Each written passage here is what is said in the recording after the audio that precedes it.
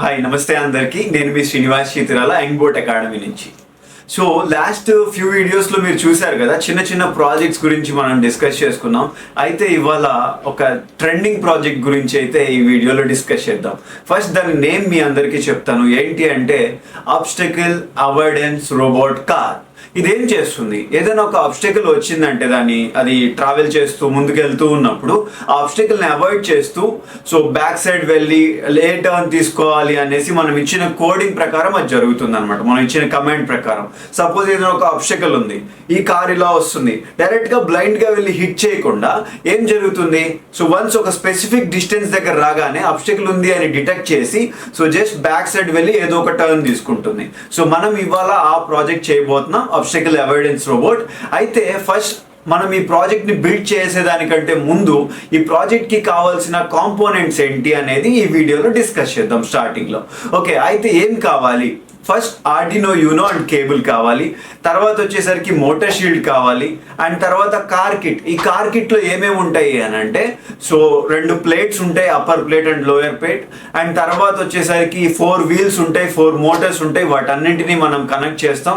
And వీటితో పాటుగా మనకి మోటార్ షీల్డ్ ఉంటుందని ఆల్రెడీ చెప్పాను కదా. అండ్ వీటన్నింటితో పాటు మనకు అల్ట్రాసోనిక్ సెన్సార్ ఉంటుంది. సో ఈ సెన్సార్ అనేది చాలా చాలా important, ultrasonic sensor. Okay, and తర్వాత జంపర్ వైర్స్ ని కూడా మనం యూజ్ చేస్తాం కనెక్షన్స్ ఇవ్వడానికి. సో ఇంతవరకు మీకు అర్థమైంది కదా, ఇవి కాంపోనెంట్స్. సో వీటన్నింటితో పాటుగా మనం ఈ ల్యాప్టాప్ లో కోడింగ్ అనేది కంప్లీట్ చేస్తాము. కోడింగ్ కంప్లీట్ చేసి ఈ వైర్ ద్వారా మనం ఆర్డినో యూనోకి కోడ్ అనేది ట్రాన్స్ఫర్ చేస్తాం.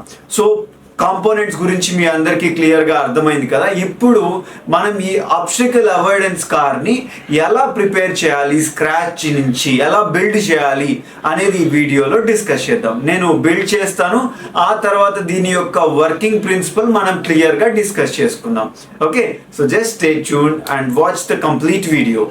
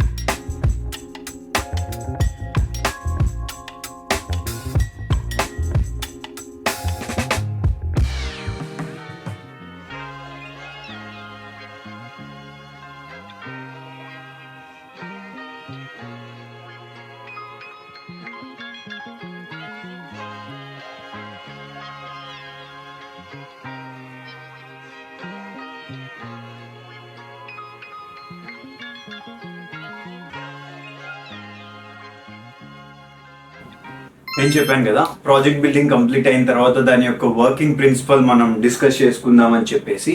సో యాక్చువల్లీ చూడండి, సో టోటల్ ఫైనల్ అవుట్పుట్ వచ్చేసరికి ఇలా వస్తుంది మనకి. కార్ వచ్చేసరికి నేను చెప్పిన కార్ కిట్ వచ్చి ఇది. పైన plate, bottom plate. So wheels లోపల వచ్చేసరికి మనకి ఏంటంటే మోటార్స్ ఉంటాయి, డీసీ మోటార్స్. ఓకే, అండ్ మనం వచ్చి ఈ హోల్డర్ని పెట్టుకున్నాము, అల్ట్రాసోనిక్ సెన్సర్ దాని లోపల పెట్టి ఫిట్గా ఉంచడానికి ఈ హోల్డర్ యూజ్ చేసాము. సో దీని పేరు వచ్చి అల్ట్రాసోనిక్ సెన్సర్. మనం ఇక్కడ పవర్ ఆన్ అండ్ ఆఫ్ చేయడానికి ఒక బటన్ని యూజ్ చేస్తాము. బ్యాటరీ హోల్డర్కి బటన్కి కనెక్షన్ ఇచ్చాము. సో ఎప్పుడైతే మనం బటన్ ఆన్ చేస్తామో పవర్ సప్లై అనేది జరుగుతుంది ఇట్లాగా. ఓకే, అండ్ కార్ ఆన్ అయిపోయి వర్క్ అనేది స్టార్ట్ అవుతుంది. సో ఇది మోటార్ షీల్డ్. కింద వచ్చేసరికి ఆర్డినో యూనో బోర్డు ఉంటుంది. సో ఈ జంపర్ వైర్స్ అన్నమాట, వీటిని జంపర్ వైర్స్ అంటాం. వీటి సాయంతో అల్ట్రాసోనిక్ని మోటార్ షీల్డ్ని కనెక్ట్ చేసాము. అయితే మనకి ఇది అసలు ఎలా వర్క్ చేస్తుంది, ఇక్కడ మీ అందరికి ఉన్న డౌట్, దీని యొక్క వర్కింగ్ ప్రిన్సిపల్ ఏంటి? ఇందాక అవుట్పుట్ చూశారు, అసలు ఇది ఎలా వర్క్ అవుతుంది అనేది మీ అందరికి ఉన్న డౌట్. సో ఎలా అంటే నేను చెప్తాను చూడండి. ఇక్కడ ఉన్న అల్ట్రాసోనిక్ సెన్సార్కి 2 పిన్స్ ఉంటాయి అన్నమాట. ఒకటి ట్రిగ్గర్ పిన్, ఇంకోటి ఈకో పిన్. ఈ ట్రిగ్గర్ పిన్ ఏం చేస్తుంది అంటే పవర్ సప్లై ఇవ్వగానే ఆటోమేటిక్గా మనకి ఈ సౌండ్ వేవ్స్ని ప్రొడ్యూస్ చేస్తుంది, జనరేట్ చేస్తుంది అనమాట. ఈ సౌండ్ వేవ్స్ ఏం చేస్తాయి, గాల్లో ట్రావెల్ చేస్తూ ఉంటాయి.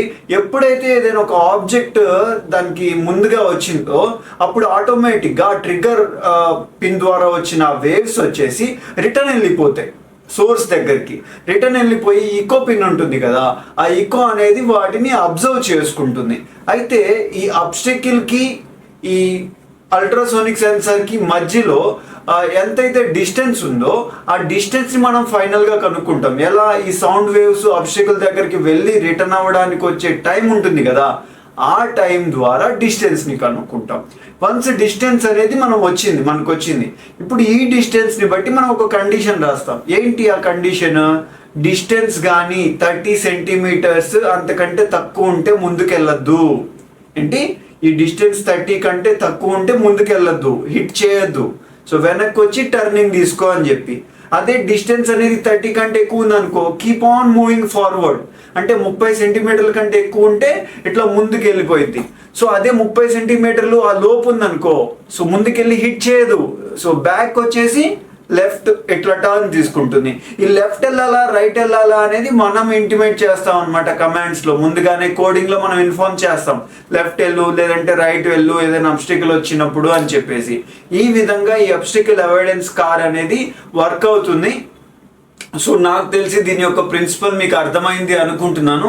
చాలా అంటే చాలా మంది కాలేజ్ స్టూడెంట్స్ దీని యొక్క ప్రాజెక్ట్ లాగా, ఓకే, దీనికి ఇంకా కొన్ని ఎక్స్టెన్షన్స్ యూజ్ చేసి దీని యొక్క final year project, major project లాగా చూపిస్తున్నారు.